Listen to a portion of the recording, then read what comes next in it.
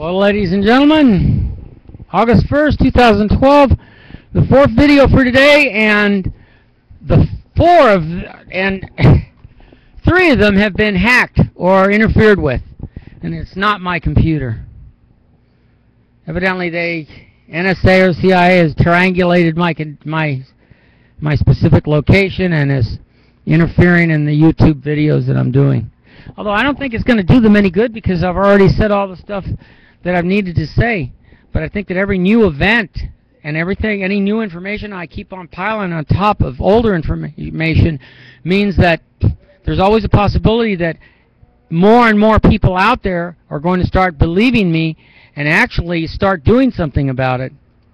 And the government is afraid that the more incidences that happen worldwide, the more chances there are that you know, more and more people are going to possibly do something about this.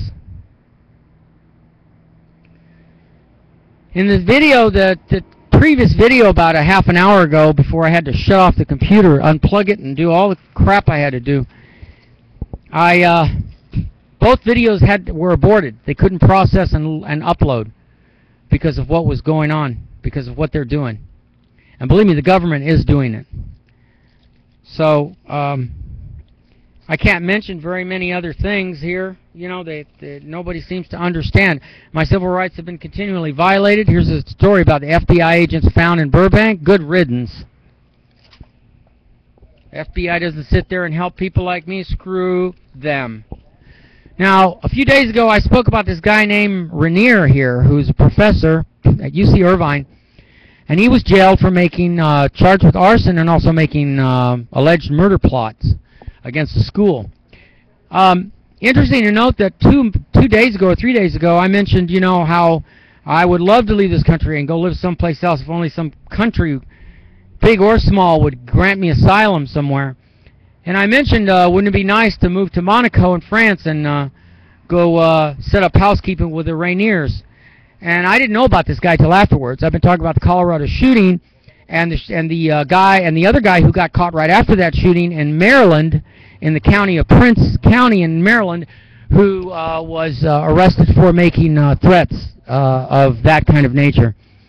So here this guy comes a few days later after I mentioned the Rainiers in Monaco, and his first name is Rainier. Do you think? And his last name is Ronschild. Sheed, which is very close to Rothschilds. I mean, it's like a anagram. Rothschild or Reinschied. Well, yeah, it's like an anagram to Rothschilds. Rothschilds, Rockefellers, the Bilderberg Group.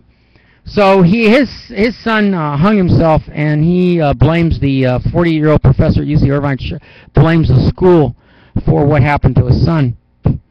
But regardless of the reasoning behind any of it, as my other videos have tried to explain to you, not very many of you know anything about quantum physics, and not all the discoveries have been made. And even if I have made discoveries, and I have, the government is going to keep me squashed, keep me dominated and prisoner here until I reveal something about the discoveries that I've made, which I'm not going to. But I'm sure that they're investigating all of my videos to see if there are any possible clues. And now I presume that the last three videos this morning that were messed with, my guess is I probably said some things that were very direct about the secrets that they've been trying to keep secret from the general public. And that's probably why they blacked it out. Now, I don't know if they're going to do that to this one, but I know that my computer does heat up and it slows down a little bit every once in a while, but it doesn't slow down enough that it would do this. So, at 4 minutes, I don't know whether I should just stop this and not even bother with doing recordings today, because these people have a nasty habit of just continuing to mount their attacks against people like me while keeping me prisoner in this evil, evil country called the United States of America. For me, it's poison. For me, it's evil. So of course, people like me are going to say, oh, and the other video that they blocked, I said, you know, if they're going to FBI goes and investigates all the money laundering and tries to track down the money from its source to arrest all the people, you know, originally involved in whatever conspiracy or anything that the money's behind. Yet, this Syrian boy that's jumping across all the tanks here, a wrecked military vehicle, and another day of shelling battles and helicopter gunships. Where did they get these? Where did they get this stuff? Did they get this? Why don't we do an investigation on where all these countries got their original aircraft, their original, where they made those purchases, and hold the people responsible? If you're going to hold James Holmes responsible and the people that sold him the guns, that allowed him to do this in Colorado, well then the people should be held responsible no matter who they are, all the way up to the President of the United States, whoever, or presidents, plural, of the United States, both present and past, who are responsible for signing orders through the military to sell this stuff to these kind of people. Obviously, they're not qualified to have this kind of dangerous equipment because it kills innocent men, women, and children. So is the United States and Russia and France and Germany and Italy. Are they all behind this? Did they sell a lot of this stuff to these people that don't know what the hell to do with these stuff except kill their own kind? You know what really gets me? When a person like me shows up and as much damage has been done to me, I don't have anything left to do with my life. They manipulated, they stole my 24 cars, my boats, my motorhomes. They trapped me here in Los Angeles. The local authorities did, and no one offered to help me get out. And that's what I was trying to do in 2002. In 2001, I was trying to get out. And no one came to my rescue. No one came to help me. So why, if I knew a way of stopping all that gun violence since 1996, why should I bust my kazoo, my rear end, to help any of you when none of you will lift a finger and have yet to lift a finger to help me? You deserve all the violence. You deserve everything. And if that sounds shocking and terrible, well, I think that me saying something like that should impart a lesson to you, that you should get up off your behinds and say, you know what, this guy's right. We should be helping him get out of there with whatever he has left. He's depressed. He's sad. He's been destroyed. His motorhomes, his life's work has been taken from him by the city of Los Angeles, the state of California, and the lousy federal government. And yet not one person will come forward and help me in the way I needed help in the past, the recent past, the last 10 years being the best time to help me, and now it being way too late to help me. Anybody got a time machine back there? Out there? Anybody got a magic communication line, a direct line to God, where you can call and your alleged prayer? I don't want to hear anybody praying for me. I want them to make a direct connection to God, just like Moses had, and say, God, you need to give this guy all his years back. He needs to wake up tomorrow morning 16 years old. I'd say maybe 25, but you know what? With punitive damages against the human race, I think it's not out of line me asking to be woken up, to wake up tomorrow 16, 17 years old, somewhere in there. So I can start all over again. You won't hear me making these recordings if that really happened. Why would I? I got too much to do.